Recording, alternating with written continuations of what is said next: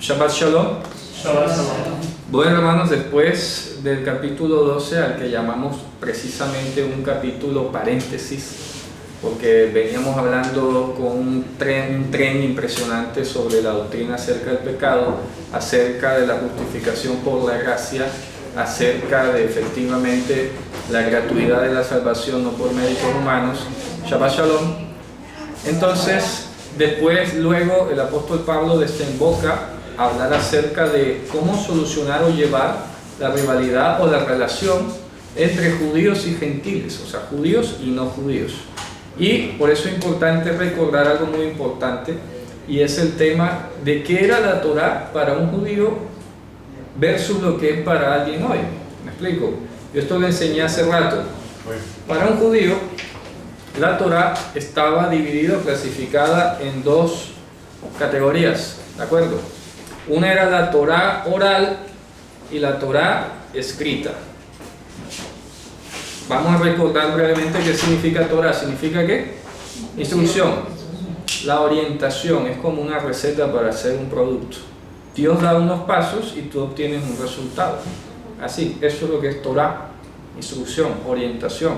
Por eso la Torá funciona como un código de leyes de cualquier país. Tenemos una constitución central y luego hay unos códigos. Código de comercio, código de procedimiento civil, código penal, código tal. Porque son áreas específicas. Entonces, esta Torá, que normalmente se refiere o se suele referir a los 5 primeros libros de la Biblia, Génesis, Éxodo, Levítico, Número, Deuteronomio, está compuesta a su vez por varios grupos de Torá o subtorá o microtorá, como lo queramos llamar. ¿De acuerdo? Está la Torá del leproso, la Torá de la menstruante, la Torá de los alimentos, la Torá del comercio, el Shabbat. Son diferentes categorías de Torá que hay para cada área de la vida. Entonces, eso lo dio Dios directamente. ¿Me explico? Eso sale de la boca de Dios. Eso no es tradición judía, no es cultura judía, no es cultura hebrea. Es palabra de Dios, directamente dada a Moisés. Eso es la parte escrita. ¿Ok? El problema es que para los judíos, sobre todo en el siglo I, de cuando vivió Jesús, se inventaron los fariseos, porque solamente los fariseos eran los que tenían esto. Habían otros grupos como los saduceos, esenios, celotas, que no tenían esa tradición oral. Entonces los fariseos, vamos a poner aquí fariseos, defendían algo que ellos llamaron la tradición oral, o sea, la Torá que es por boca, no la que es por escrito. La que es por escrito la conocía todo el mundo en Israel. Saduceos, esenios, todo el mundo tenía el mismo código escrito. ¿Me explico? Aquí está la Constitución. Pero luego los fariseos inventaron algo así como la jurisprudencia. ¿Ya? ¿Me explico? Entonces, aquí tenemos la Constitución en Colombia, pero hay una Corte Constitucional que dice, bueno, el espíritu de la ley dice esto, que a pesar de que ahí está escrito así, debe entenderse así. Eso es algo lógico. ¿Me explico? Tiene lógica. Y en la Torá escrita hay algunos pasajes que tú los lees y dices, bueno, pero aquí hace falta información. Por ejemplo, siempre se ha citado el caso de que en Deuteronomio 22 o 23 dice, y le harán a ella conforme a la ley de las vírgenes. Pero no te dice en ninguna parte cuál es la ley de las vírgenes. Entonces, si tú te quedas solo con lo que está escrito, tú dices, bueno, ¿y cuál es esa ley? No sabes. Porque era algo que estaba en la vida, que era algo que se vivía, que todo el mundo sabía, no había necesidad de escribirlo, porque ya todo el mundo lo sabía. Entonces los fariseos empezaron con esos argumentos y esos vacíos a decir, mira que si hay una tradición, mira que si hay una tradición, sin nuestra tradición tú no entenderías ese pasaje, y eso, de cierto modo, es así. ¿Ya? Ahí es donde viene lo complejo. El problema es que ellos traspasaron a lo razonable y a la lógica y se aprovecharon de que sí tenían razón en algunos pasajes, y sobre esa base que habían creado ya, comenzaron a montar muchas más jurisprudencias, muchas más, que se volvió todo un código de leyes. ¿De acuerdo? Estricto y puramente judío, fariseo. Los otros partidos no tenían esos problemas. ¿ya? No tenían tanta minucia, tanta especificación para las cosas. Por ejemplo, tú lees el Talmud de Babilonia, que es el compendio de la tradición, la ley judía, y te dicen, no, que si es el tamaño de una uva pasa o es el tamaño de una aceituna. Todo está milimétricamente calculado y especificado. Entonces eso se volvía una carga, y tú decías, bueno, pero yo cómo voy a estar midiendo todas las cosas así. Tengo que andar con una regla, con un metro en la mano, para andar calculando si la distancia es o no es. ¿Ya? Por ejemplo, al día de hoy, a corte de hoy, un hasídico, un judío hasídico ultraortodoxo, no puede pasar más cerca de 4 codos de un montón de basura. Entonces tiene que tener como una regla en su cabeza para calcular si hay 4 codos o no hay 4 codos, ¿verdad? Otra ley judía dice que no puedes caminar más de 2000 codos en Shabbat, ¿de acuerdo? ¿Cómo vas a saber cuánto hay de aquí a allá o tal distancia? Tienes que ir contando. Tienes que ir contando los pasos, será, no sé. ¿Me explico?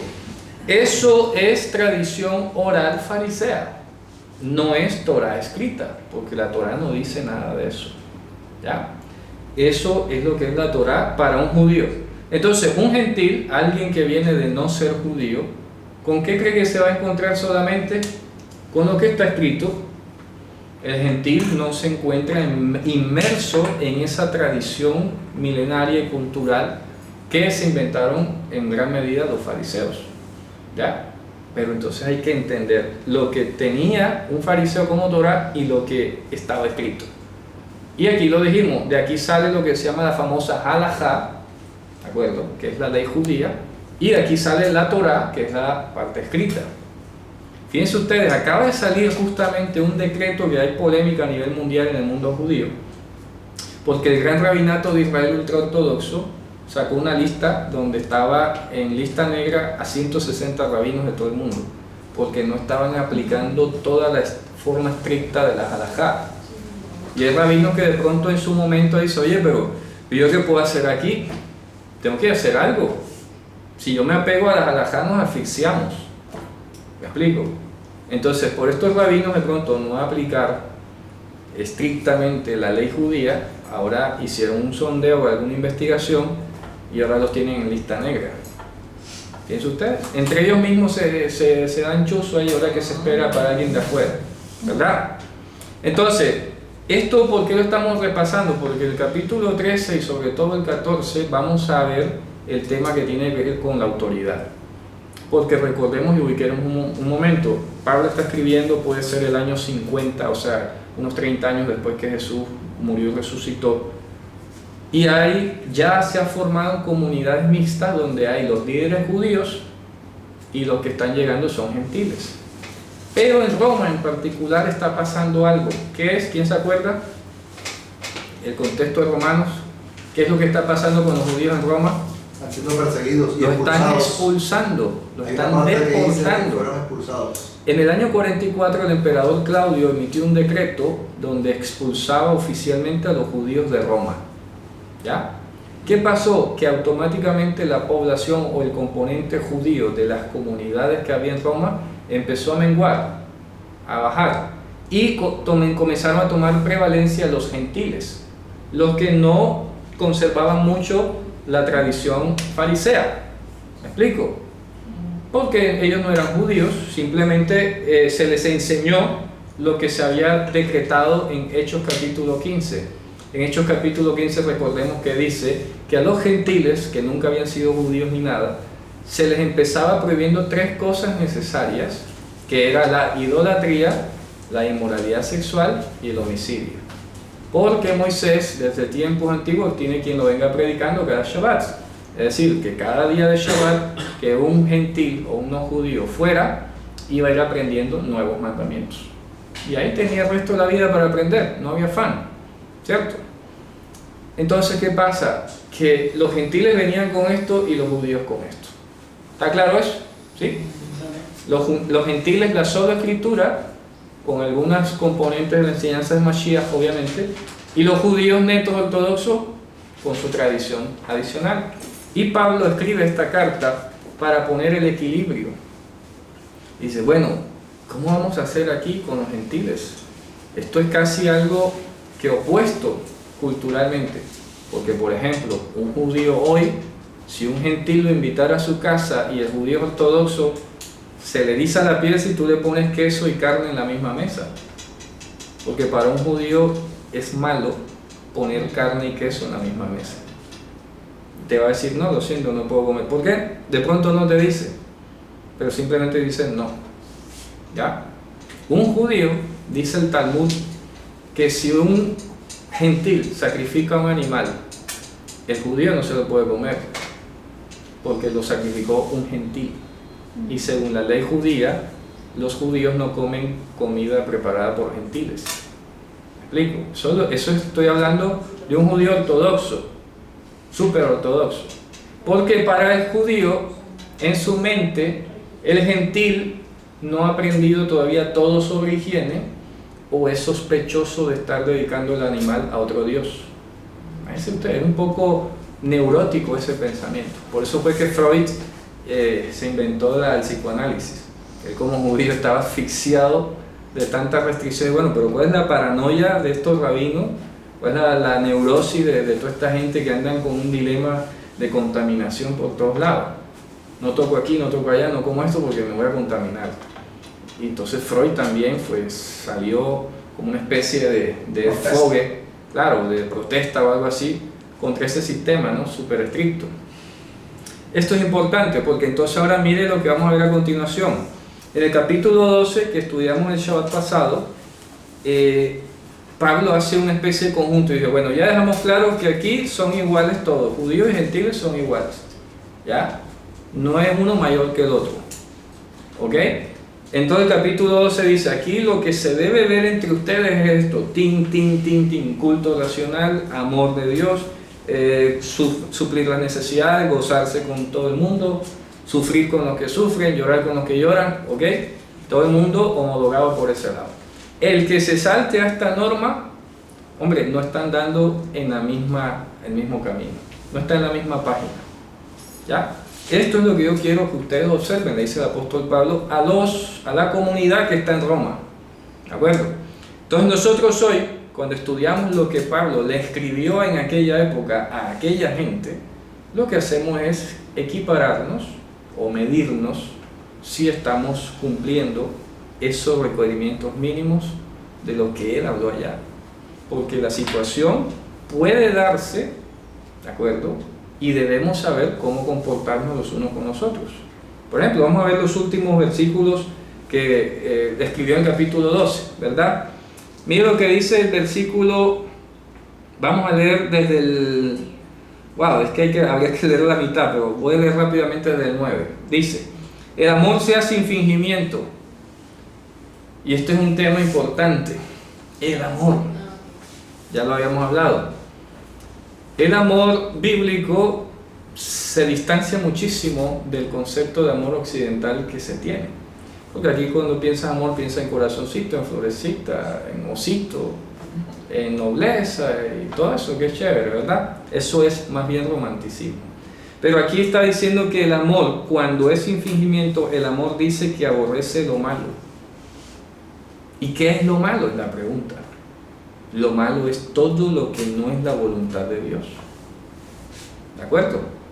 Eso es lo malo. Ya. Si Dios es el bueno y su palabra es lo bueno, todo lo que no sea Dios y su palabra es malo. Y tienes que retirarlo. O sea que el que hace lo malo está fingiendo. Claro, no. Estamos diciendo aquí que si alguien dice que te ama, ¿verdad? Si alguien dice que ama, pero tolera lo que es contrario a la escritura, entonces está con amor fingido. Está amando fingidamente. ¿Me explico? Así, sencillo. Si la Torá prohíbe los ídolos, por ejemplo, y yo digo, bueno, no importa, tráeme acá eso y yo me lo como, porque no importa que esté dedicado a un ídolo, ya ahí estoy amando fingidamente. ¿Me explico? Porque mi deber bíblico es decir a la persona, mira, no te puedo recibir esto con mucha pena, pero es que mi Dios me prohíbe eso, el Dios de la Biblia prohíbe que yo te reciba estas cosas. Ay, ¿por qué? Porque es que eso está dedicado a una deidad que es idolatrada, que es un muñeco, que todo lo demás, y por tal razón, por amor a ti, no te lo puedo recibir. Para que tú no creas que eso es un Dios de verdad. Pongamos el ejemplo de la Virgen, del corazón de Jesús, de cosas por el estilo. Que son, sí, o el ángel, o lo que sea. Entonces son cosas idolatradas. ¿De acuerdo? Son cosas idolatradas. Entonces yo no te lo puedo decir, por ejemplo, Halloween, que viene ahorita ya en octubre. Ay, que mira, que en fiesta de Halloween, lo siento, a mí no me inviten, no puedo ir. ¿Por qué? Porque eso es otro Dios, eso no sale aquí en la Biblia. ¿Me explico? Y además, el problema no es tanto de que no llegue a salir en la Biblia. ¿Ya? Porque la gente humana, el humano es muy astuto. Ah, pero mira, en la Biblia tampoco dice esto. Vamos por partes. Resulta que esto, además de no estar en la Biblia, es incompatible con la Biblia. Porque vaya, vamos a analizar el caso de que tú me digas algo que no sale en la Biblia, aparentemente no está allí. Yo revuelto y no salgo, no sale. Pero vamos a analizar si se opone a la voluntad de Dios. Si no se opone, vaya y venga. Pero si se opone, tengo que rechazarla. ¿Me explico? Y por eso hay que ser muy versado en la Escritura. La tienes que tener en la cabeza. Y tienes que tener la guía de Dios en tu vida para decir, esto lo puedo. Y si tengo duda, voy y pregunto a otro. Y por boca de 2 o 3 testigos queda constancia de todo asunto. O sea que si alguien me dice algo a mí y yo tengo duda si eso es de acuerdo a la voluntad de Dios, yo no puedo tomar la resolución yo solo. Voy y le pregunto a otros hermanos que sepan más que yo o que tengan experiencia y le digo, hermano, ¿usted qué opina de esto que me están presentando?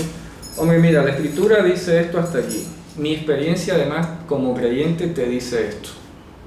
Así que mejor no, por ejemplo. O puede ser, hombre, sí se puede. Pero tú solo no puedes estar tomando, tú solo allí. Ay, que yo pensaba. Yo me acuerdo una vez, por ejemplo, Pesaj, ¿verdad? Es una fiesta que exige una asistencia firme de nuestra parte, por una cita de Dios, el Seder de Pesaj, Pascua, en la fecha que Dios estableció. Y alguien muy así cándidamente no fue. Y yo le pregunté, oye, ven acá, ¿y qué pasó? ¿Te enfermaste? ¿Por qué no viniste a la fiesta? Ay, es que aquí la Biblia dice que el que esté de viaje lo puede hacer en el otro mes. Y un momentico. A ver, así no es. Tú no pudiste, tú no debiste, ¿por qué no consultaste? Si lees bien, eso lo dice del que viene a la fiesta y por alguna razón no alcanzó a llegar. No dice del que programa viaje para irse, es del que viene. ¿Me explico? Estos son discusiones legales interesantes que nos plantea la Torá. Pero entonces el ser humano es muy acomodaticio, ¿verdad? Ay, es que aquí dice que el que está de viaje. No, un momento, ahí no dice eso. Lee completo. Dice que el que venga de viaje y no alcanza a llegar por alguna razón, entonces la celebra el otro mes. Pero tú no puedes decir ahí nada más sacar la línea, el que esté de viaje la hace el otro mes. Porque así no es. Tienes que leer todo. Y para eso hay maestros en las congregaciones, para eso hay personas con más experiencia que llevan más años y que han aprendido de otros a su vez, y es una cadena ininterrumpida, ¿verdad? Entonces tú no puedes estar sacando ahí, ay, es que aquí dice que sí se puede. No, un momento, pregunta. Si tienes dudas, pregunta mejor, antes de que vayas a enlazarte con los dichos de su boca. ¿Ya? Yo a alguien hace poco decía, mira, iba a publicar algo allí, y por lo menos yo me di cuenta, y dije, mira, eso que piensas publicar no está bien. Ay, ¿por qué? Por esto y por esto y por otro. Ah, pero es que ya yo di palabra de que yo tenía que colaborar. Y dije, pues mal hecho, porque tú tienes que plantear siempre excepciones, porque vas a tratar con incrédulos. Entonces si un incrédulo te dice, oye, te tienes que disfrazar en Halloween, te vas a disfrazar. No, no puedes. ¿Ya? No puedes, ¿por qué? Porque la Torá te lo restringe. ¿Ya? Sencillo. Por ejemplo, si hubiese ido al ejército, es que es inviable, pero supongamos que yo hubiera ido al ejército, ven que te vamos a tatuar porque aquí en el ejército nos tatuamos, lo siento, no puedo. La Torá prohíbe los tatuajes. ¿Me explico? ¿Por qué? Porque Dios, eso es objeción de conciencia y me lo respeta. Sencillo, ¿está claro? Cosas así prácticas de la vida puntuales que están aquí escritas. Y si tú no lo sabes, pues pregunta, pero usted no puede ir por la vida suponiendo o asumiendo cosas que Dios supuestamente dijo. Y cuando vienes a consultar, ya tienes el lazo de tu boca aquí, ya te has comprometido hasta el cuello. Entonces la idea es que no andes entre la espada y la pared, uy, o le agrado a Dios o a los hombres. ¿Me explico? Uy, ahora estoy difícil, estoy aquí apretado. Y eso es lo que vamos a ver ahora a continuación en el capítulo 13. Vamos a ver el capítulo 13 y vamos a discernir qué es lo que está diciendo Pablo. Porque ahora está hablando aquí Pablo cómo deberían comportarse judíos y gentiles ante los incrédulos, o sea, ante la autoridad romana. ¿Me explico? Entonces vamos a leer el capítulo 13.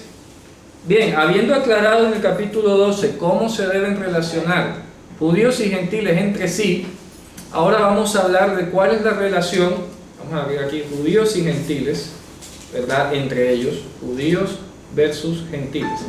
Ahora vamos a hablar en este capítulo cómo este par, que ya se debe empezar a entender, se va a relacionar con un tercero que es un romano, ¿de acuerdo?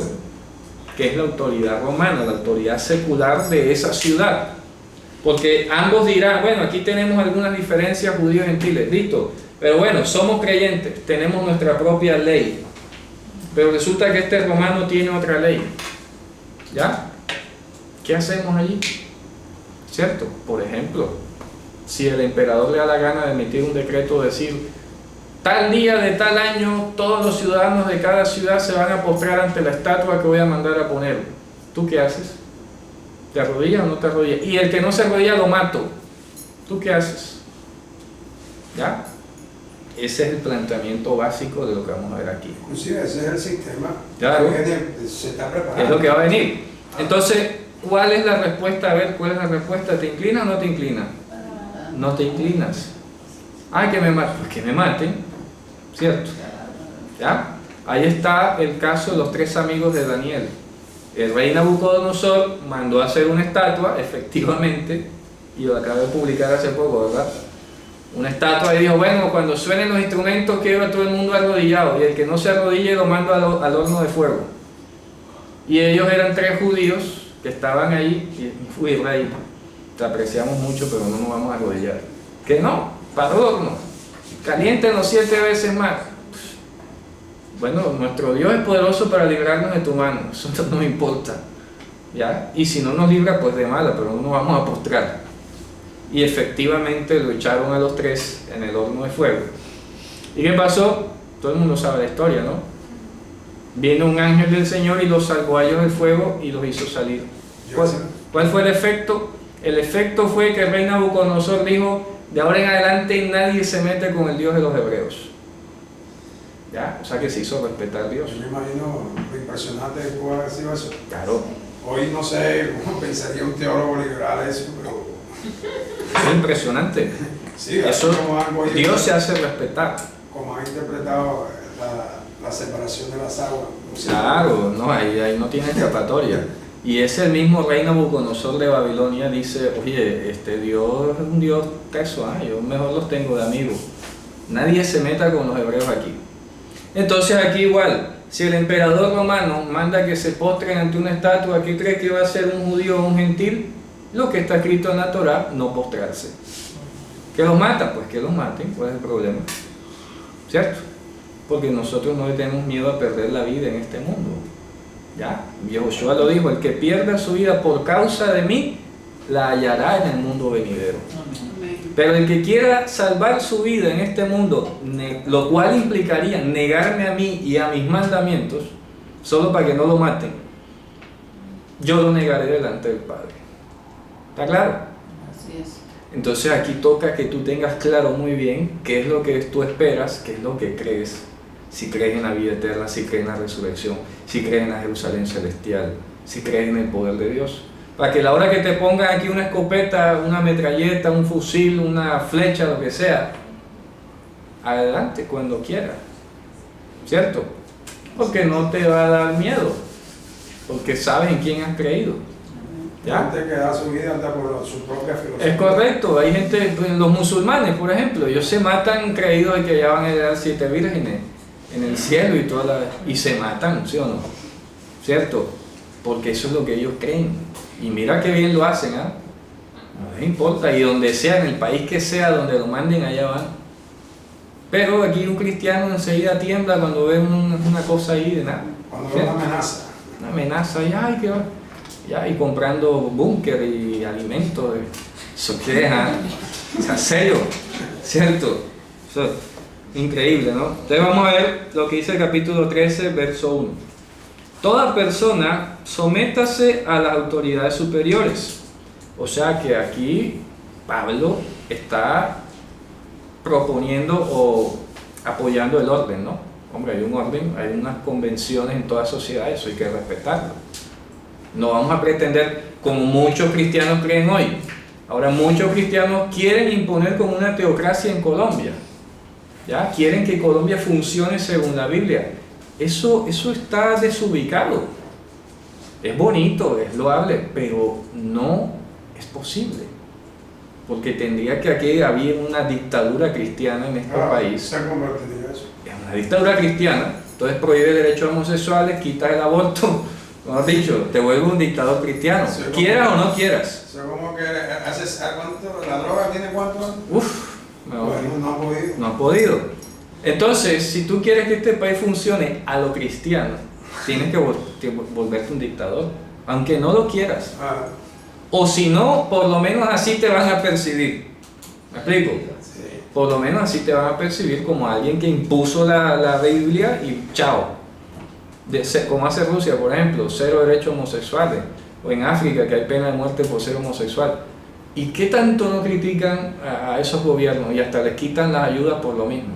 Porque todos estos gobiernos occidentales son pro LGTBI. Y como África es el que más frente le hace a eso, ahí está África llevado. Pobre África, ¿no? Pero es por eso, porque hay un conflicto ideológico de fondo, ¿cierto? Es profundo. Entonces, ¿qué ocurre? Repito, no puedes pretender que este país sea teocrático, ni que funcione, porque para que eso sea así, tendrías que lograr que todos los colombianos se convirtieran al Dios de la Biblia. ¿Me explico? O que seamos mayoría y que ellos sean minoría, y que se acojan ya como ellos extranjeros en medio de nuestro sistema. Eso es Ni mucho el soñar. catolicismo No, es que el lo catolicismo, logró con toda su imposición. con toda la inquisición que puso, con toda la quema y las piras que hizo con los indígenas y los judíos y todo lo demás, y no pudo, porque esto es algo de la naturaleza humana. Y si Dios no transforma el corazón de una persona, ahí va a seguir torcido, ya, todo el tiempo, ¿cierto? Entonces aquí empieza con un principio, hombre, la no rebeldía. O sea, el mensaje del Evangelio, contrario a lo que muchos quisieran, no está incitando a la rebeldía contra el sistema, como dicen los rebeldes, ¿no? El sistema. La recoges. Entonces, está diciendo, hombre, sujétanse a las autoridades. Pero luego dice ahora algo importante, porque no hay autoridad si no está de parte de Dios. ¿De acuerdo? Y aquí es donde muchos han malinterpretado esto también. Ojo que está haciendo una aclaración. No hay autoridad si dicha autoridad no está de parte de Dios, o sea, si no es consonante con Dios. Y por eso vamos a este caso y vamos a un ejemplo del Evangelio. Las autoridades que estaban en Jerusalén, los grandes rabinos del concilio de Sanedrín, trajeron preso a Pedro, ¿verdad? Y a Juan.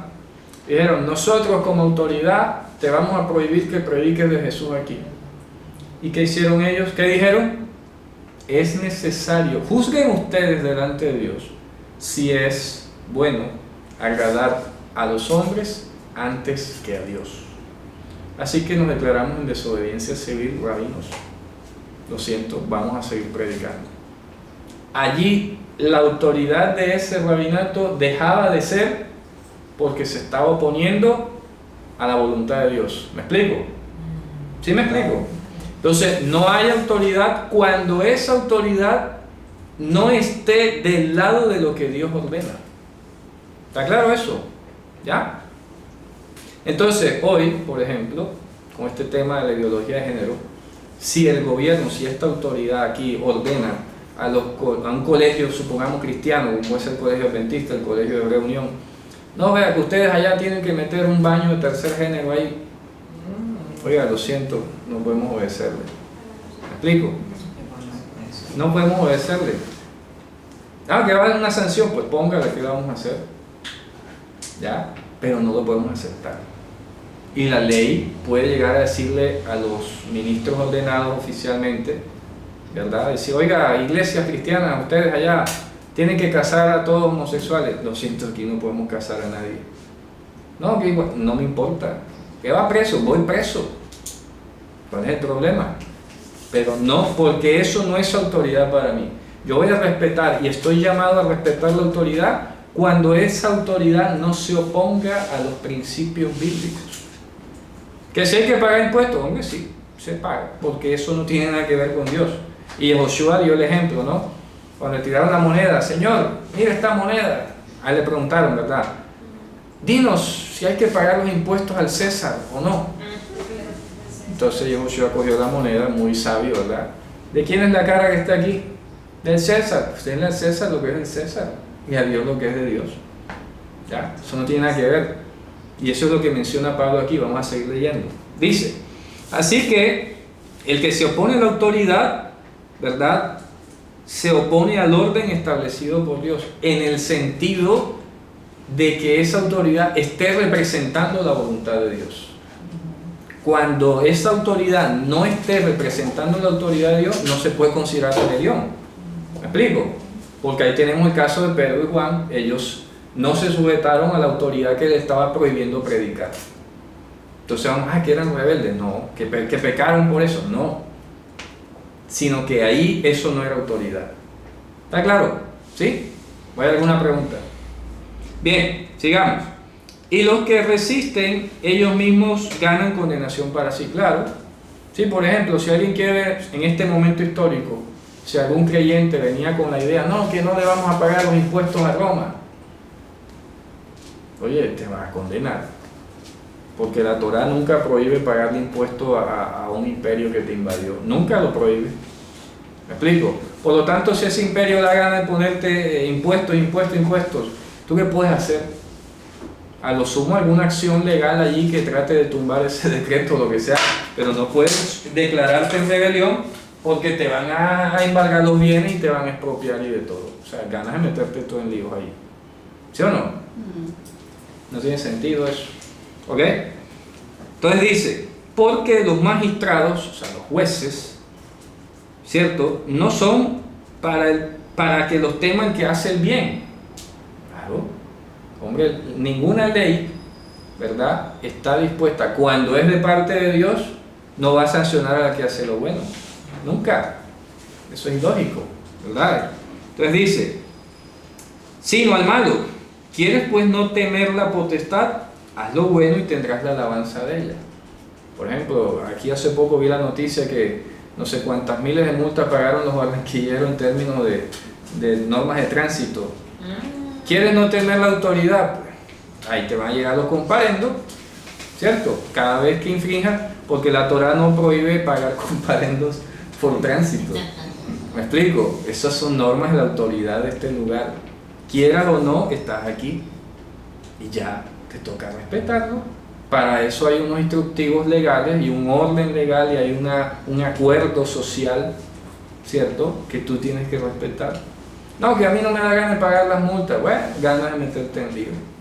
Y si no quieres respetar de que allá hay un par, de que por ahí no se puede cruzar, eso es problema tuyo. Tú no puedes meter a Dios en eso. Porque son acuerdos de esta sociedad. Si no, vete de aquí entonces. Múdate para Israel o, no sé, o invéntate tu propio pueblo. Lo que sea. ¿Me explico? Porque son convenciones que existen. Tú no puedes estar creando tu propio mundo a tu manera. Tú vives en un marco social. Naciste aquí, ¿ya? Solo que cuando dicha autoridad donde tú naciste se oponga a la voluntad de Dios, hombre, ahí sí vamos a hablar. Ahí sí vamos a declararnos de pronto en rebelión o en resistencia civil, o lo que sea, como se llame, ¿cierto? Que padezcamos por eso, bueno, ya padecemos por mártires de la verdad, no por desobedientes. ¿Me explico? ¿Sí está claro eso? Bien. Entonces dice, porque es ministro de Dios para tu bien, mas si hicieres lo malo, teme, porque no en vano lleva la espada, porque es ministro de Dios, vengador para el castigo al que hace lo malo. por lo cual es necesario que estén sujetos no solamente por la ira, sino por la conciencia. O sea, no por el miedo, sino porque tú tienes que saber que eso es una convención que se hizo y que no se opone a la voluntad de Dios. Ojo, esas son las dos razones. Primero de todo, es una convención social, del marco social donde tú vives. Y revisada la escritura y la voluntad de Dios y los testimonios no se opone a su voluntad, te tienes que someter. Ya. O sea que si no se opone, se le llama ministro de Dios. De Dios, claro. Si no se opone a su voluntad, es ministro de Dios, porque Dios no es ministro del mal. Dios no va a autorizar a alguien para que haga el mal. ¿Me explico? No lo va a delegar. Si tú eres representante mío y ve y aplasta a esta gente a punta de cuestiones contra la Torá, llévalos contra la pared, sería ilógico, ¿cierto? Y los testimonios que tenemos en la escritura es que, por ejemplo, Mardoqueo y Esther, ¿sí o no? Bueno, todos aquí cuando yo pase se van a postrar igualito. Amán, ¿verdad? ¿Se acuerdan? El libro de Esther. Cuando yo pase, yo quiero que todo el que esté por ahí en el camino se me arrodille. ¡Pah! Se estrelló con Mardoqueo el judío. No se postró, obviamente no se iba a postrar, ¿no? Y era la autoridad, ¿no? La autoridad era su jefe. Estaba por encima de él. Oye, ¿tú por qué no te postras? No, porque yo soy judío. Y eso que tiene que ver es que nosotros no nos postramos sino ante nuestro Dios nada más. Solo a Él lo adoramos. Te mueres tú y toda tu raza, porque se muera. ¿Ya? ¿Sí o no? ¿Y qué pasó? Vino Dios y defendió a su pueblo. Amén. ¿Y quién terminó muerto? El que había amenazado. ¿Sí o no? Entonces Dios es poderoso para quitarle la vida de un día al otro al enemigo. Por eso dice que pone y quitas. Claro, Él quita reyes y pone reyes. Eso depende de Él, no de la voluntad de ningún régimen ni nada.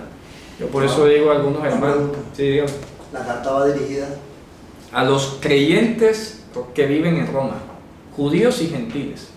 Y por eso aquí estoy explicando cuál sería la reacción de estos creyentes, judíos y gentiles, ante la autoridad que está en Roma. ¿Ya? Porque muchos, repito, podían llegar a crear una ideología anti-imperio y declararse en desobediencia contra los impuestos, contra lo que sea, o alguna norma, alguna cosa. Y Pablo que está diciendo, hombre, ustedes como creyentes, ante esta autoridad, están invitados a sujetarse hasta que esa autoridad dicte lo contrario a la voluntad de Dios. Punto. Ese es el equilibrio. Que nos tocó vivir en la era de la esclavitud, pues ni modo que le vamos a hacer. El periodo de la esclavitud en la humanidad empezó como desde el siglo VIII antes de Cristo y se acabó como en el siglo V después de Cristo. Fue la época más grande de la humanidad, el sistema esclavista. Y así se trata en la economía. El sistema esclavista estaba basado en la producción y el valor agregado de los esclavos. Ya. Después fue la época feudal, después vino el capitalismo y todo lo demás. ¿Cierto? Pero en ese momento fue el periodo más grande de la historia, el esclavismo. Nos tocó vivir en esta era, ¿qué le vamos a hacer? Pablo le escribe a los que eran esclavos, ¿se acuerdan? Oye, si tú eres esclavo y Dios te llamó siendo esclavo, procura ver si te puedes librar, pero si no, no hay problema. Ya, sirve con más gusto, trabaja mejor. Pablo no incitó, rebélate, Dios es el libertador, hazme una rebelión allí, escápate con nosotros. Nada. Si te puedes liberar legalmente, libérate. Si no, pues no pierdas cuidado, no te vayas a afanar por eso. ¿Sí o no? Por ejemplo, dentro del Imperio Romano, si tú revisas la historia, los extranjeros y los esclavos no tenían derechos en el imperio. ¿Me explico? Entonces Pablo luego dice, más adelante en Hechos dice, yo soy romano de nacimiento. ¿Cómo él siendo judío extranjero pudo llegar a ser romano?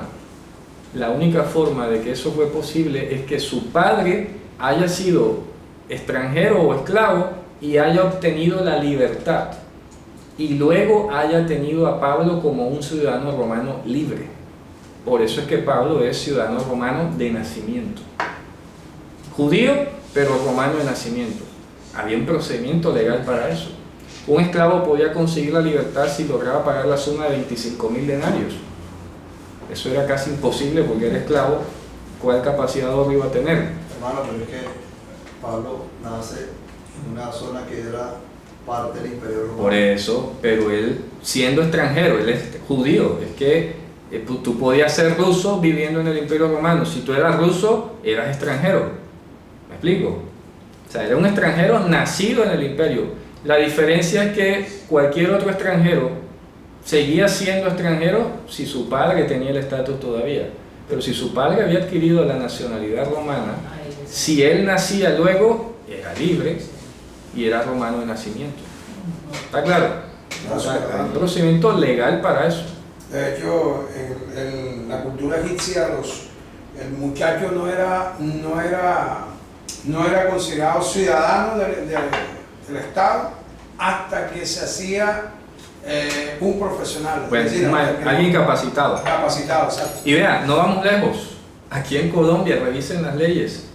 Hasta 1920 y pico, 23 por allí, solo votaban las personas que estaban casadas, que tenían una propiedad superior a 500 pesos en la época y que podían demostrarlo, no sé qué otra cosa. Eran 3 requisitos. Ya es que luego vienen las demás reformas, donde luego votan las mujeres y luego se aumenta o se disminuye más bien la edad. Esa era la otra, tenía que tener mínimo 21 años, creo que era, 23, para poder votar.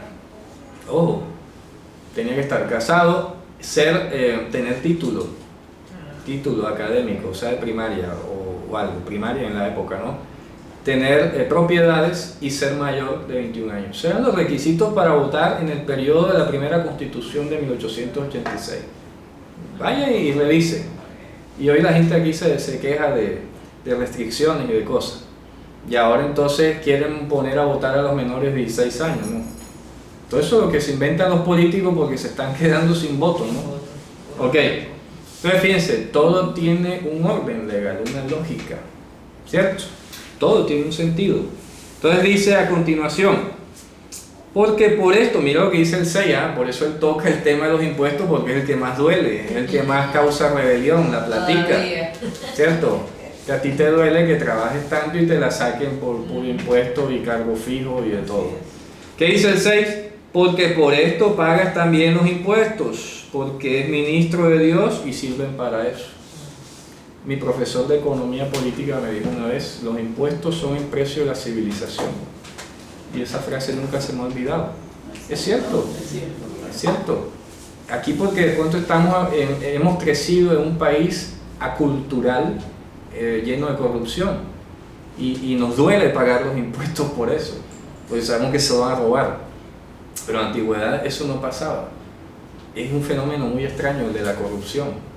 La corrupción de pronto en la antigüedad se daba en términos de política, en términos de poder y todo, pero la parte económica se solía respetar bastante bien, ¿ya?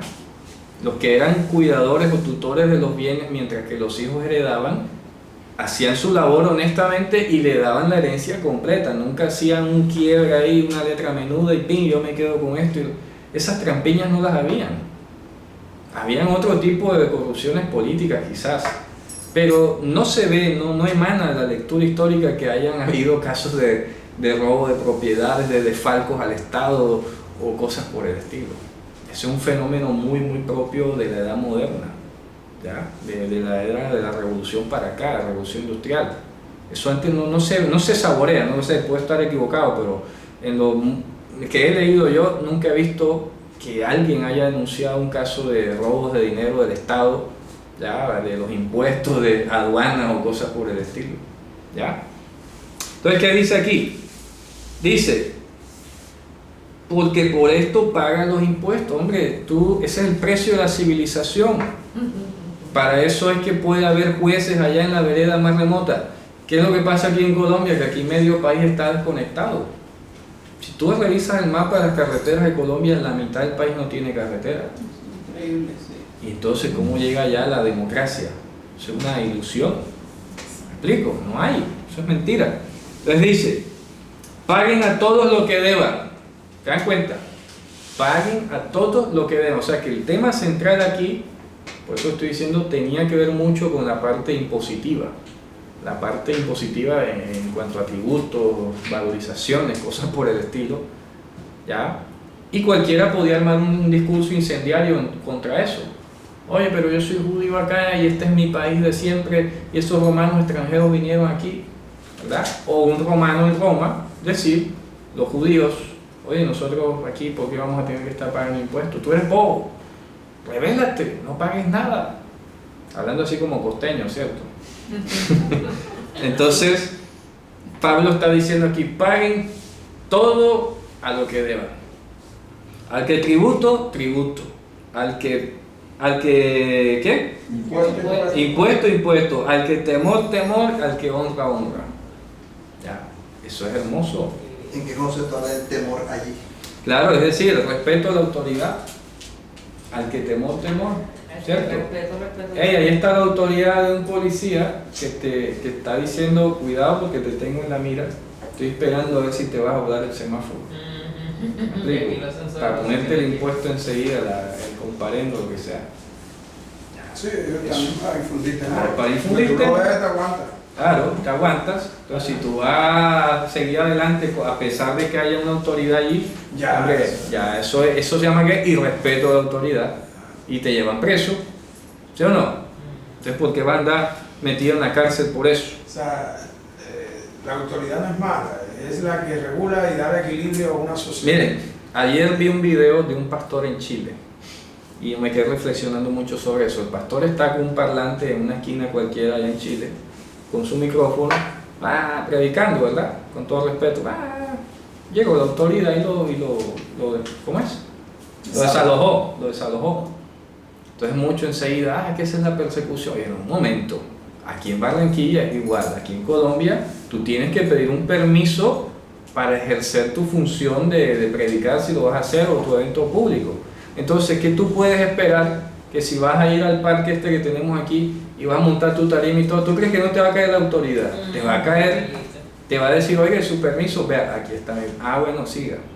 Pero si tú quieres no conocer la autoridad, no sujetarte a la autoridad, te va a echar al ESMAD. ¿Me explico? Y con gusto, porque estás en un sistema, tú no puedes andar viviendo a tu propio criterio. O metiendo a Dios, es que Dios va a enviar sus ángeles a despejar el ESMAD. Es que no va a ser, no va a pasar. ¿Me explico? Dios no va a enviar a sus ángeles a que despeje el ESMAD. ¿Por qué? Porque hay un orden legal que tú tienes que respetar. Dios, porque si aquí te está recomendando que te sujetes a la autoridad y al orden, pues sométete. Ahí no tiene Dios que hacer milagros de poner un cerco de fuego, ni una nube, ni rayos, ni nada. Dios es fuego consumidor. La autoridad. Eso es hacer un show sin gracia. Entonces el pastor de Chile, para volver al tema, llega un convoy de policía y lo mete en una tanqueta. Entonces la gente conmocionada. Es que seguro no pidió permiso para eso. Porque hay un permiso. Es que entonces si no hay una regulación, cualquiera monta otra cosa que sí perturbe el orden. ¿Y con qué criterio vas a usar para desalojarlo si no hay una ley que hable sobre eso? ¿Me explico?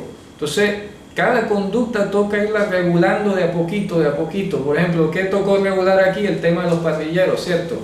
¿Por qué? Porque como eso no estaba regulado, ¿cuántos homicidios no estaban ocurriendo? Y robos y atracos. Entonces tocó sacar una ley prohibido parrillero hombre. Si ahora empiezan a haber homicidas mujeres, toca poner prohibido todo parrillero. Y así, porque la sociedad la toca ir regulando de a poquito.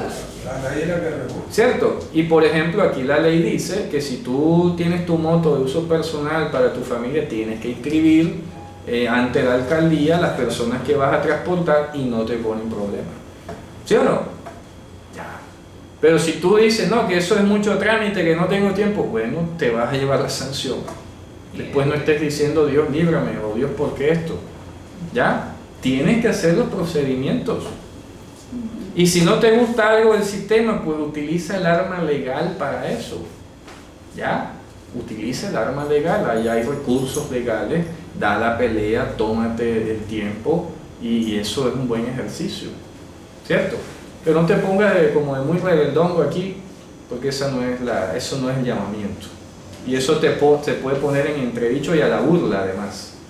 Porque tú sabes que el incrédulo está esperando es a que un creyente haga un show para burlarse. Entonces ya aquí estamos hablando un poco más del tema de imagen y de testimonio.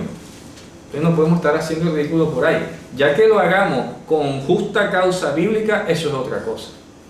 Y ahí sí, con mucho gusto, ¿cierto? Pero por estar violando leyes de un orden donde tú vives, me parece bastante triste eso, ¿cierto? Bien, sigamos. Y ahí no acabaría la predicación. No, porque es que aquí no le están prohibiendo. Aquí te están diciendo que saca un permiso. ¿Ya? Otra cosa es cuando ya no te den ni permiso para predicar. Hombre, ya eso es otra cosa. Ahí sí, desobediencia civil. ¿Me explico?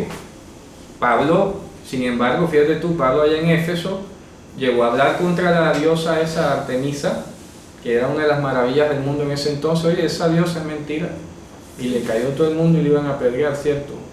Y que terminaron yendo al procurador de esa ciudad. Hombre, vaya, si tiene un problema, vaya allá donde el procurador y arreglen el caso. Esto no puede estar haciendo aquí alboroto. Y los que llevaron del bulto por violar la ley fueron los artesanos de Éfeso, no Pablo. ¿Me explico? O sea, todo tiene un orden. Ya cuando se escape del orden y lo que te estén forzando a hacer sea contra la voluntad de Dios, ahí sí toca armarte de coraje y llevar hasta la última consecuencia. ¿Estamos? ¿Estamos? Claro, eso no tiene por qué afectarnos. No debas nada a nadie, eso es una norma hasta económica. ¿Ya?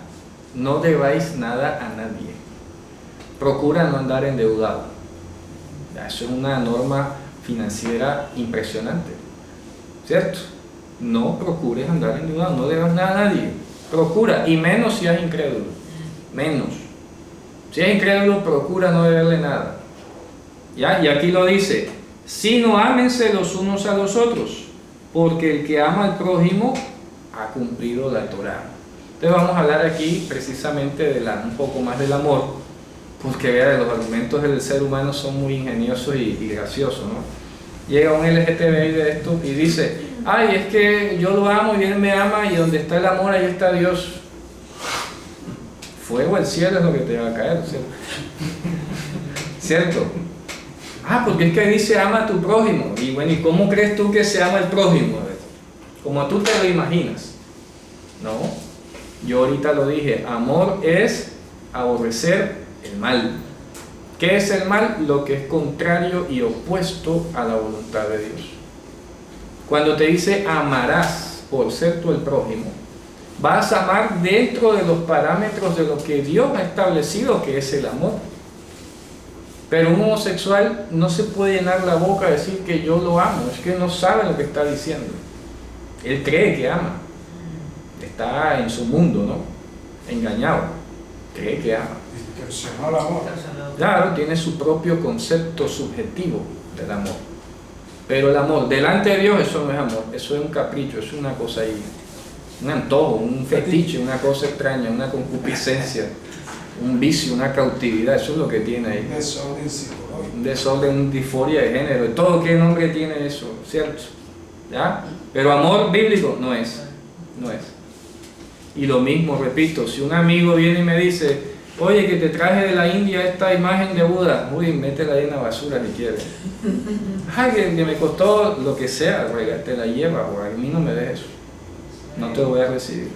Es con mucho cariño, eso es mentira. Creo que le dicen esa cosa. Es que no puedo recibírtelo.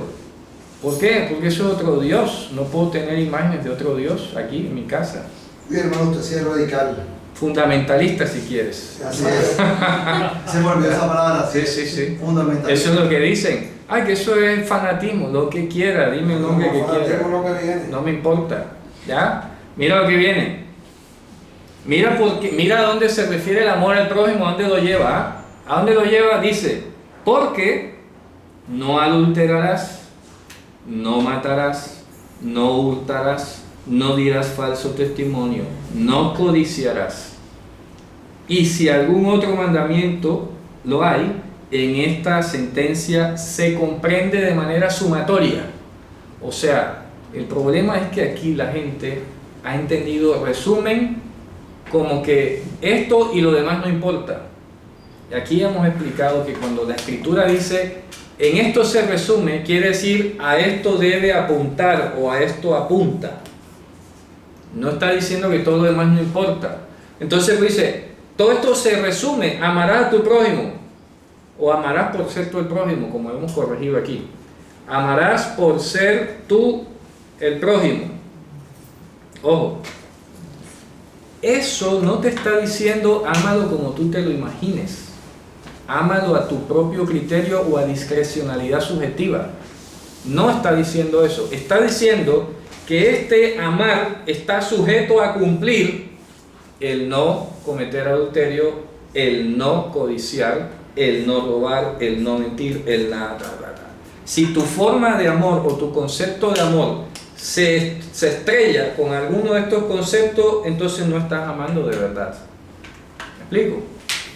¿Ya? No estás amando de verdad. Por ejemplo, ¿qué puede decir un adúltero? Supongamos que tiene una querida allí, una moza. Yo te amo. Mentira. ¿Cierto? Porque tiene su propia esposa y aquí dice no adulterarás. Adulterio es tener otra pareja, otra esposa distinta o otro esposo, para hombre o mujer. ¿Tú crees que ese yo te amo es verdadero? No es verdadero. Es mentira. Porque tiene otra mujer.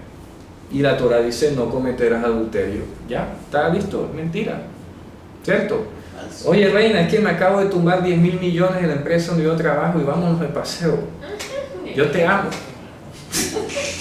¿Cierto? Lo hice por ti. Lo hice por ti, para dejarte la gran vida que te mereces. Eso es mentira. Mentira. Hay una canción que dice así, ¿verdad? Y que por ti hasta robo. Creo que dice una canción. Por ti hasta robo. Mentira. Entonces no la amas, porque lo que vas a ir preso y te vas a separar de ella y de todo. Oigan, miren el caso de este fiscal anticorrupción, ¿eh? Un muchacho que tiene casi mi edad, ¿cierto? Y ahora se va, puede ser el primer funcionario público en ser extraditado por corrupción. ¿Ya?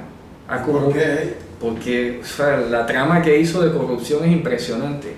Y sobre quién, perdón, le interrumpo jurídicamente, y sobre quien él se la montó, a quien él perseguía, era una persona a quien la fiscalía le tiene imputado 25 cargos. Pues o sea que a quien perseguían le montó una trampa a la propia Al que lo acusaba, claro. Y se lo siguió. Son los dos. Y le dio oportunidad. Entonces, Y lo hizo en Estados Unidos, que es más grave. Hizo enriquecimiento ilícito. En menos de un año compró como 10 propiedades de más de 300 millones de pesos en toda la jugada. Ya, entonces era un muchacho humilde de barrio La Candelaria, algo así, en Bogotá. Y de la nada, pum, pum, pum, pum, ya tenía no sé cuántas propiedades y tal. Cuando vienes a ver, entonces que por amor, nada, eso es mentira. ¿Cierto? Mentira. Entonces mira lo que dice ahí, todos los mandamientos que está nombrando Pablo aquí son los de la segunda parte de los 10 mandamientos, ¿sí o no? Porque los primeros se refieren a Dios y los segundos se refieren a las relaciones con el prójimo. Y dice, no adulterarás, no matarás. Acordemos que en el no matar cualquiera puede decir, yo nunca he matado a nadie. Pero acuérdense que Joshua dijo, el que se enoje contra su hermano y lo ofenda y lo denigre, eso cuenta como homicidio. Así que el enojo y la ofensa está metido aquí donde dice no matarás. Hermano, Dígame. la Biblia habla de un principio de no calumniarás. La calumnia es una forma de matar al prójimo. Claro, o sea, porque estás acabándolo civil y socialmente, moralmente. Entonces no se puede, pues eso está implícito en el no matar, Jesús lo dijo.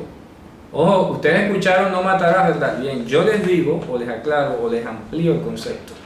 Cualquiera que se enoje contra su hermano y lo trate de fatuo, de vacío, de estúpido, lo que sea, es culpable de juicio.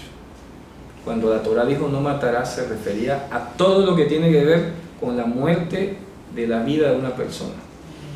Y la vida no es solo la vida biológica, es la vida moral, la vida espiritual, la vida sentimental, todas esas cosas, ¿cierto? Eso está incluido en el no matar, entonces ahí sí toca revisarse porque el colombiano tiene por naturaleza ser bastante enojón, ¿cierto? Estamos muertos. Bien. Ofendemos. No hurtarás, no dirás falso testimonio. Perdón, Dígame. para ilustración de los que escuchan el vídeo, Ajá. creo que resulta oportuno el concepto genérico de el que ama al prójimo ha cumplido la ley, frente a lo que usted sabiamente explica, amarás por ser tú el prójimo. Conviene que repasemos ese concepto porque ya nosotros lo entendemos, permítame, pero los que escuchan el vídeo requieren entender ese concepto en hebreo y cómo se aplica en ese concepto. Lo que pasa es que aquí necesito la concentración de todos, porque esto tiene que ver con un poco de gramática en hebreo, ¿no? Y si no se concentran, pierden. A ver, cuando la Torah dice amarás a Adonai tu Dios, ¿de acuerdo? En hebreo dice, voy a escribir la pronunciación mejor, de ahavta et Adonai Eloheja, ¿cierto?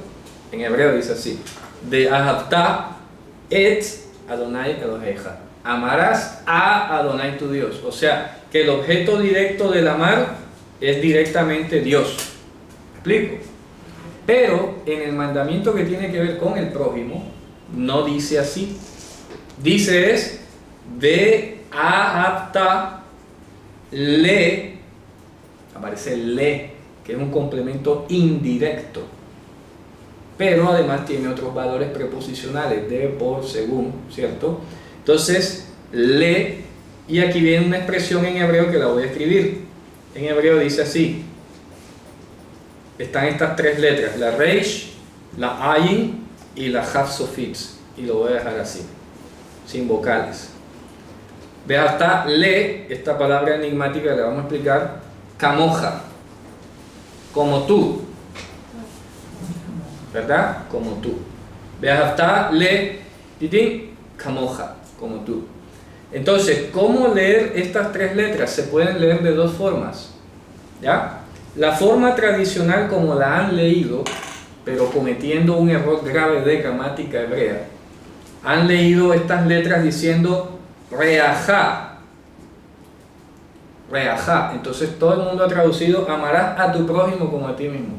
Está mal, porque gramaticalmente no se traduce así. Porque aquí hay un le que no es un complemento directo como este. Esto es complemento directo, esto es complemento indirecto, circunstancial. Entonces, cuando aquí el mandamiento utiliza esta preposición le, sugiere entonces, como bien lo dejó insinuado nuestro Señor, Yahushua, digo, ahí no se lee le reajá, se lee le roajá. Es decir, por tu ser el prójimo, amarás por ser tú el prójimo.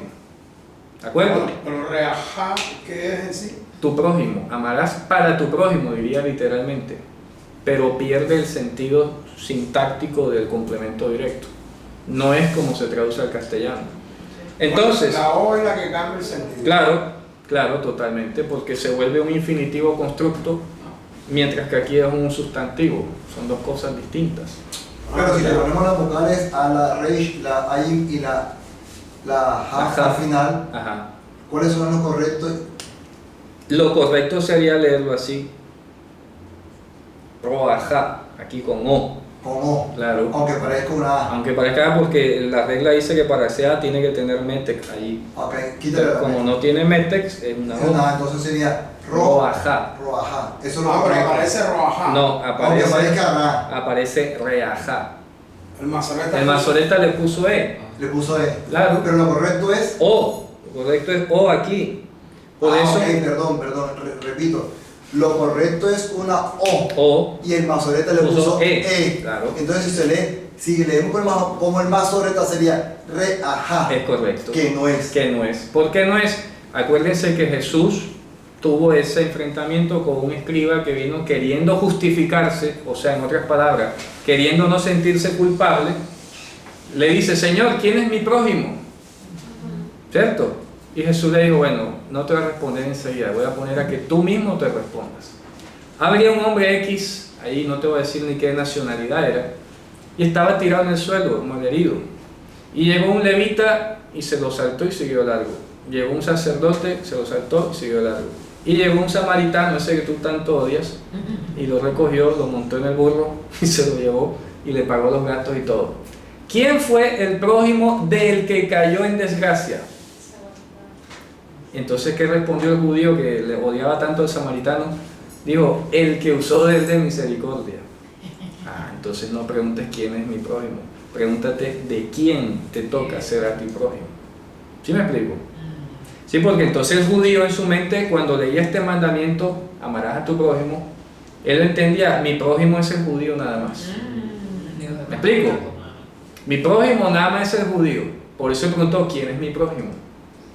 ¿Ya? A ver si Jesús le decía que sí. Claro, oye, sí, nada más es judío, aquí entre nos, nada más es judío. No, entonces Jesús dijo, no, estás leyendo mal el mandamiento. No preguntes más nunca quién es mi prójimo, para que no te cuestiones. Por eso el que cayó en desgracia no le dio la nacionalidad. No le dijo si era samaritano, si era judío, si era gentil, no le dijo nada. Ese no es el prójimo. Ese no es el prójimo, no está hablando sobre el que está tirado, el que tú vas a ayudar. Tú eres el prójimo, porque tú eres el amigo de Dios, porque tú eres el que conoce su voluntad. ¿Ya? Por eso le preguntó, ¿quién es el prójimo del que cayó en desgracia? Esa es la pregunta que le hace Jesús. Claro. ¿Quién es el prójimo? El énfasis está no sobre el objeto, sino el sujeto que efectúa y desarrolla la acción. Es correcto. Y nos ha enseñado de otra manera. Nos ha enseñado lo contrario. Es más, en castellano dicen, prójimo es el próximo, el que tienes ahí cerca. Eso no tiene nada que ver. Eso es pura juego de palabras en castellano. Prójimo no tiene que ver con próximo en hebreo. Nada que ver, eso no tiene nada que ver. Prójimo eres tú, porque tú eres el amigo de Dios. La palabra rea significa amigo. Rea. Esa es la clave, la palabra rea. Ese es el verdadero origen. Prójimo, sí. Por eso Orlando preguntaba aquí por el reish. Claro. Claro, porque queremos saber el origen. Claro. ¿Qué es la palabra? Enséñanos el origen del. Que la palabra rea es amigo, ¿de acuerdo? Claro, hija, claro, ya entendemos. Entonces tú. Rea es amigo y nosotros somos llamados amigos de Dios. Conocemos su. ¿Qué dijo Mashiach? Ya no los llamaré más siervos, Sí, amigos. Entonces dice, beatá le rea. Si le quito la ja, al final la ja. No cambiaría porque, quedaría por ser prójimo, pero no te está vinculando a ti después. ¿Ya?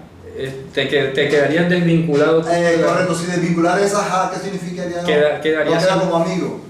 No, simplemente amarás por ser prójimo nada más, pero no quedas tú vinculado. Ok, es la vinculación. Claro, ¿Quién es el prójimo del que cayó en desgracia? Es correcto, esa es la pregunta. ¿Quién es el prójimo del que cayó en desgracia? ¿Ya? Amarás por ser tú el prójimo de. No preguntes quién es mi prójimo de mí, no. Por estar cerca, no. Claro, no. Es tu prójimo de. ¿Está claro eso? Excelente. ¿Sí? Vamos a revisar. Que está en constructo la vez. Claro, es que esto es un infinitivo, lo que pasa es que lo han traducido como un sustantivo. Eso es lo complejo, ¿no? Pero por eso yo siempre estoy enseñando con el ejemplo que dio Jesús. Porque el fariseo el escriba queriendo justificarse, preguntó, ¿quién es mi prójimo? Porque ¿En qué sentido se quería justificar? no sentirse culpable. Porque la Mishnah dice, por ejemplo, que una mujer judía no está obligada a ayudar a parir a una gentil.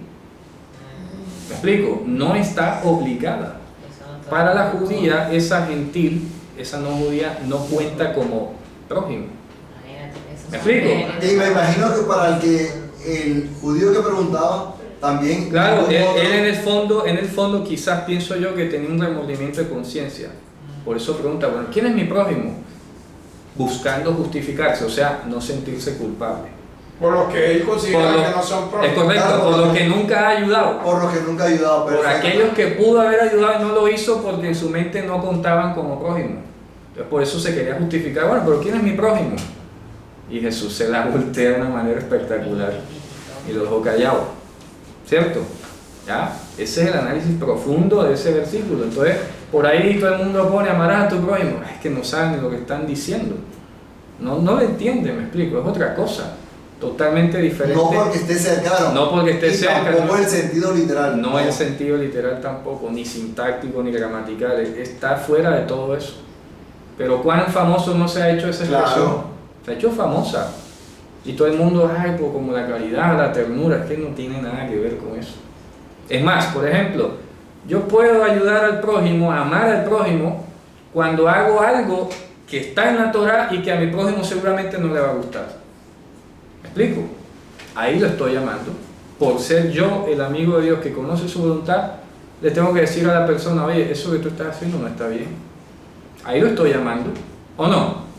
Para el mundo occidental no, porque significaría un irrespeto a la creencia, un irrespeto intolerante frente al hermano. Pero que estos días alguien de donde yo soy asesor, fui a México y me dio en lo oculto, me regaló una estampa con una muñeca esa así.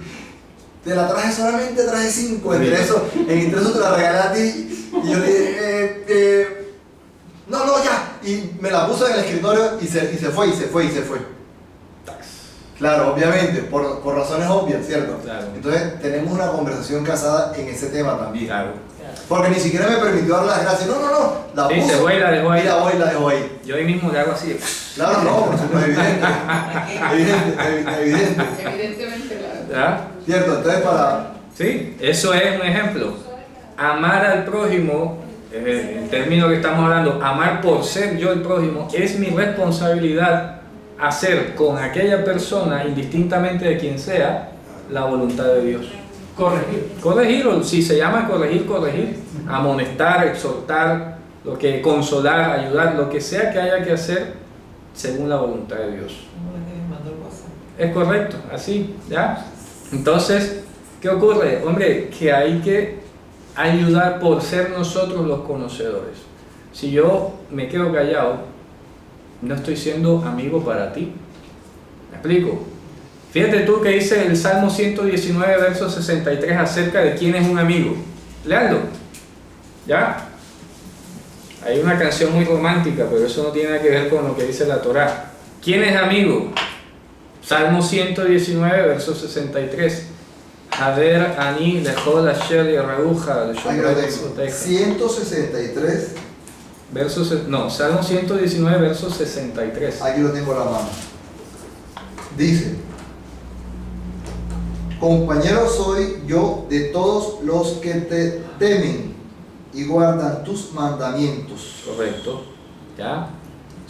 Estamos en ese mismo ánimo, ¿cierto? Sabemos que andamos en la misma situación, buscando guardar los mandamientos de Dios, en eso. ¿Y qué dice Juan? Capítulo 5, en esto sabemos que amamos a los hijos de Dios, que guardamos sus mandamientos y sus mandamientos no son gravosos. ¿Está o no está escrito? Primero Juan 5, léalo. Quiero que leamos ese verso. Primero Juan capítulo 5, desde el 4 o desde el 3 hasta el 5. Léalo. Ahí es donde está escrito el amor. Primera de Juan, Capítulo 5, del 3 al 5.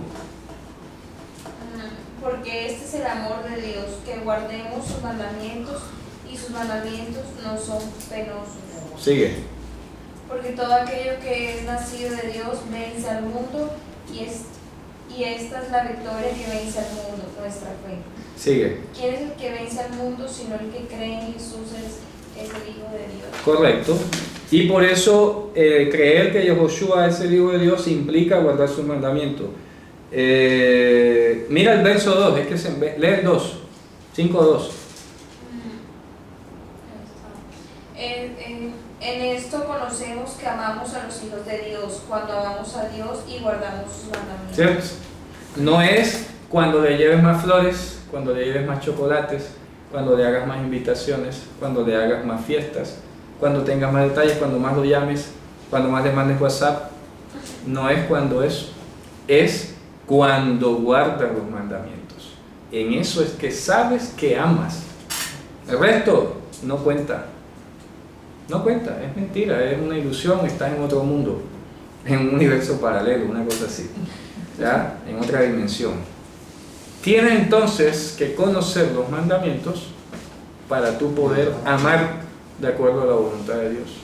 Si no, vas a estar en otro mundo diferente.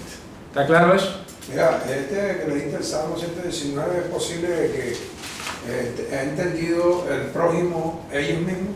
No. Porque aquí dice a los que te temen y guardan sus Sí, pero mandamientos. ahí no aparece complemento directo tampoco. Haber ani lejol. Javer, Ani. Ani, Lejol. Asher Yerabuja. Ushomra mitzvoteija. para Ya. todos. Claro. Lejol. Para todo, para cualquiera, ¿verdad? Entonces, Compañero soy yo de. no, para. O sea, yo para. Es que la responsabilidad siempre Pero cae. no es infinitivo constructor. No, ahí no, eso es otra cosa diferente. Ahí está diciendo, yo soy Haber para, ¿de acuerdo?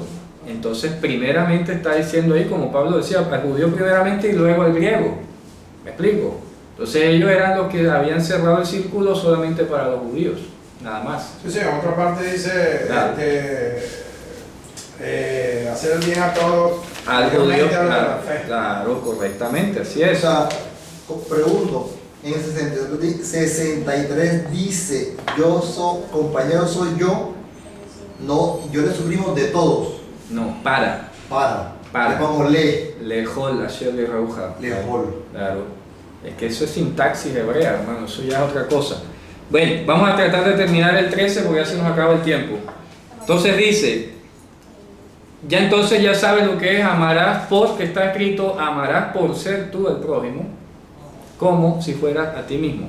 Yehoshua también dijo, ¿verdad? Hagan con los hombres lo que quisieran que hicieran con ustedes. Ya, eso es otra forma como tú lo vas a entender. Eso sí es más fundamental. Claro. ¿Cómo lo dice en hebreo?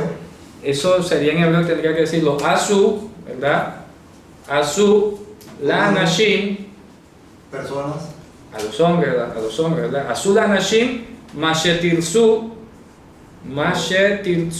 lo que quisiera. Sheyasu, la gente. ¿Ya? Así diría en hebreo. Hagan para las personas, para los hombres, lo que quisieran que hicieran para ustedes. ¿Ya? Azul anashim mashetirzu sheyasu lachem. Así sería en hebreo. Así debió haber sonado nuestro Señor diciéndolo en hebreo, ¿no? Bien. Hagan a las personas. Sí. Lo que quisieran que les hicieran a ustedes. ¿Ya? Ese es contundente. Claro, porque el rabino Hillel había dicho, no hagan lo que no quieran que le hagan a ustedes, o sea, la parte negativa. Pero Dios es de positivo, es decir, de actuación. Ah, pero sí lo dijo Gilel. Sí, Gilel. Hillel dijo, sí, claro, no hagan con los hombres lo que no quieran con ustedes. Entonces cualquiera se guarda un monasterio y no hace nada, ¿no? Y no hace daño, ¿cierto? ¿Ya? Pero la menorá no se encendió para ponerla en lugar abajo de la mesa. Porque tiene más énfasis en lo que le enseñan. No hagas con los demás lo que no quieras Claro. con O Dios. sea, lo negativo. Lo negativo. Tú te cuidas de hacer lo negativo, Claro. pero no lo bueno. Lo bueno, ¿no? Correcto. Lo puedes hacer por el La otro. motivación es lo que voy a hacer para el otro. Es correcto. Claro. Para el otro, en pro del otro, aunque no tenga una retribución yo. Por eso es que Yehoshua dijo, oye, pero si tú te vas a pasar invitando al que te puede devolver la invitación, no estás haciendo nada. Ya, tienes que hacer para el otro. Que Entonces esté dice, buscando un provecho. claro que sí. Entonces dice, la caridad o el amor no hace el mal al prójimo, ¿viste? No hace el mal, y el mal es contrario a la voluntad de ¿Cómo se Dios. traduciría de acuerdo a lo que se ha hablado en el contexto? Ahí aparece ahora lo último. El amor no hace mal al prójimo. Por eso. Estamos hablando, sigue el mismo sentido que se entiende. No es, aquí sí tiene que ver con la otra persona. ¿Me explico? Aquí sí tiene que ver con la otra persona, pero no es el mandamiento como está enunciado. O sea, aquí te está diciendo, cuando vayas a amar a quien quiera que sea, no le vas a hacer algo contrario a la voluntad, que es lo que acabamos de leer en Juan. En esto sabemos que amamos a los hijos de Dios. Ahí sí es complemento directo. Amamos a los hijos de Dios, que guardamos sus mandamientos. ¿Ya? Entonces dice, el amor no hace mal al prójimo. Así que el cumplimiento o la razón de ser de la ley es el amor, entre paréntesis, basado en los mandamientos, enmarcado en los mandamientos, cuyo objetivo son los mandamientos. ¿Está claro? Y esto, conociendo el tiempo, que ya es hora de levantarnos del sueño, porque ahora nos está más cerca nuestra salvación que cuando creímos. Amén. La noche ha pasado y ha llegado el día. Echemos pues las obras de las tinieblas y vistámonos de armas de luz. Las armas de luz ahí son los mandamientos, obviamente. Andemos como de día, honestamente, no en glotonerías y borracheras, no en lechos y disoluciones, no en pendencias y envidia. Vístanse del Señor Yehoshua Mashiach y no hagan caso de la carne en sus deseos. Amén. Amén. Piensen ustedes, el principal o primer enemigo que tenemos nosotros es nuestra propia carne. Amén. Venimos malcriados o mal aprendices también. ¿Sí? Venimos mal nacidos. No, mal nacidos, es que, ¿cierto? Porque la crianza no sirvió para nada. No, Comenzando por los que nos gobiernan, que No. están bien educados en los mejores colegios y universidades del mundo. y ahí están más corruptos Para decir que el corrupto es el que no El que no se educó, exacto. No se educó. Peor. Es otra gran mentira. más condenables. Yo por eso he pensado que el mayor castigo que se le puede a un corrupto es quitarle todos sus títulos académicos. Que vaya a limpiar piso, una cosa así, ¿cierto? Sí, porque ¿de qué sentido tiene que le pone 5 años de cárcel, 10 años y sale con sus mismos títulos otra vez? Con eso justifica todo. Eso, en cambio, tú le quitas los títulos, eso duele.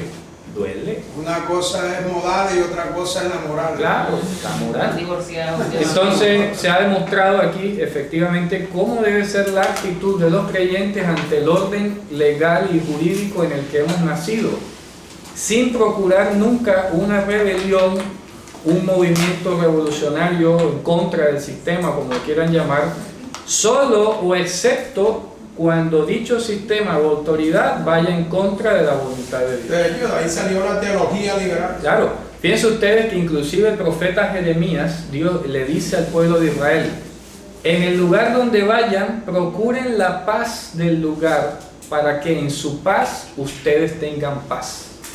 Uf, eso es profundo. ¿Ya? En el lugar donde vayan, le está diciendo el profeta Jeremías a los que se van deportados a Babilonia. Le dice, al lugar donde vayan, procuren la paz del lugar para que en su paz ustedes tengan paz. O sea que nosotros, aquí en medio de esta ciudad, debemos procurar establecer con ejemplos o con obras o con acciones un respeto, ¿verdad? Un Estar en paz orden, con todo, como dice. paz con todos, pero al mismo tiempo para que estas personas, los incrédulos, vean nuestra influencia, ¿de acuerdo? Y al mismo tiempo sientan respeto de no meterse con nosotros. Una Ya. sana convivencia. Una sana convivencia. Yo les digo algo, cuando yo llegué aquí a Barranquilla, el lugar, tú conoces donde yo viví, ¿cierto, Orlando? Era un lugar bastante difícil, ¿ya? Pero en el nombre del Señor, tú vas por allá y eso cambió radicalmente. Que nos expusimos en parte a veces, ¿cierto, Orlando? Tú lo conoces. Nos expusimos nuestra seguridad, varias veces nos levantaron la casa a piedra, los que estaban allí, que no les gustó nuestra presencia.